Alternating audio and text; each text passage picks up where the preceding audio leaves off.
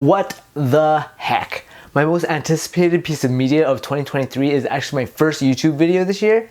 Let's freaking go!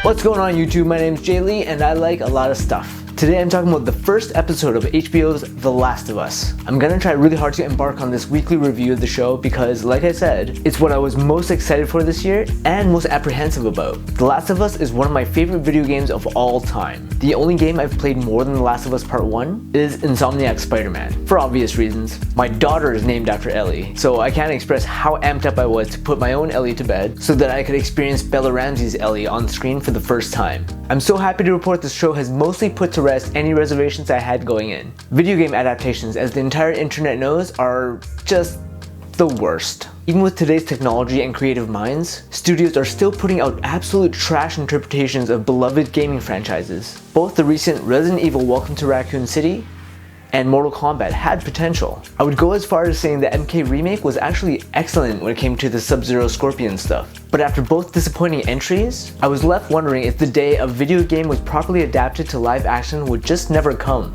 On January 15th, that single episode of HBO's The Last of Us gave me so much relief. The show feels like the game. It looks and sounds like quality TV programming with all the building blocks of what made that game exceptional. The set design, costuming, and overall imagery are stunningly close to what we've seen in the games, which really sells the post-apocalyptic wasteland aesthetic of the world they're building. And when you hear that beautifully haunting theme song by Gustavo Santaolalla being plucked on the guitar, it's really a wonder that so many adaptations have fallen short. The casting choices are also very good so far. Joel and Ellie are here, and it really shows that the showrunners have taken utmost care with this live interpretations of the characters. There's no way to replicate Troy Baker and Ashley Johnson's vocal performances in a TV show where there's live actors in front of the camera. So what we get from Pedro Pascal and Bella Ramsey appears to be a very fleshed out and fully realized portrayal of the two, and I'm so excited to see the relationship unfold on screen. I've only seen Bella Ramsey in Game of Thrones, but from what she's brought to Ellie so far, she really embodies the gutsy, foul-mouthed, hard-nosed teenager. And she didn't even have that much screen time in the first ep.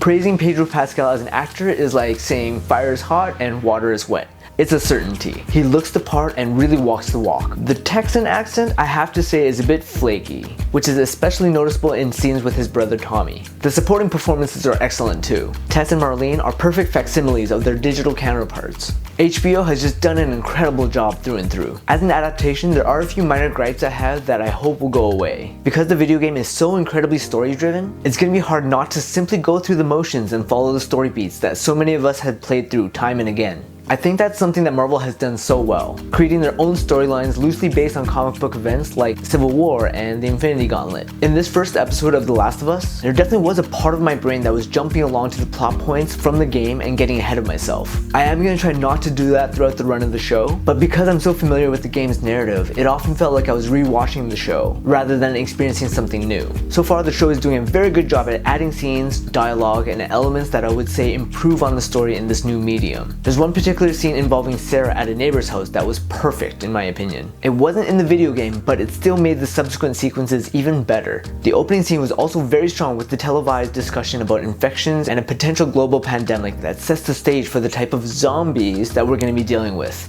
It's smart, it's well written, it totally works. I think the most glaring reminder that I was watching a reinterpretation of a video game story was Sarah's line when she says, "Drugs.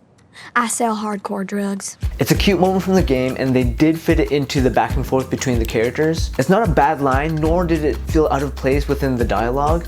It was just a bit glass shattering. Like, it momentarily took me out of experiencing the show and kind of made me live in the video games moment, if that makes sense. Now, had they changed the line, there would have been loads of fans pissed about not keeping it in the show. For sure, it's a me problem that I'm gonna have to somehow fix because I don't want to keep thinking about the game while I'm trying to immerse myself in the show. It's really friggin' good, and so far, I really friggin' love it. I don't know. I think right now I'm just envious that there are people experiencing this for the first time. No preconceptions, no expectations, no waiting for the big moments. The last thing I'm going to say about the show this week is that I think they botched the ending. For such a big moment, not just in the video game, but in the overarching narrative, that moment should have been given more time, more dialogue, a few dramatic close-ups or something to build the drama and end the episode on a proper cliffhanger. It ended up feeling rushed, and being an 80-minute episode might have contributed to the hastiness to end the episode. Had I not known what was being revealed, I think I would have been very confused amidst the craziness of the scene. I think audiences unfamiliar with the source material needed an extra minute to let the gravity of that moment soak in. A bit of a shame, but for all I know, they could pick things up next week and completely change my mind retroactively.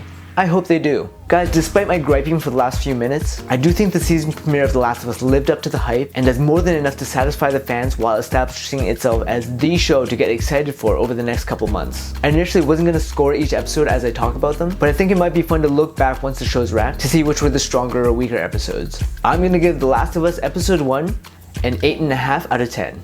Come back soon for my Lunar New Year post going up this Saturday, and after that, check back in to catch my thoughts on all the stuff I haven't talked about yet.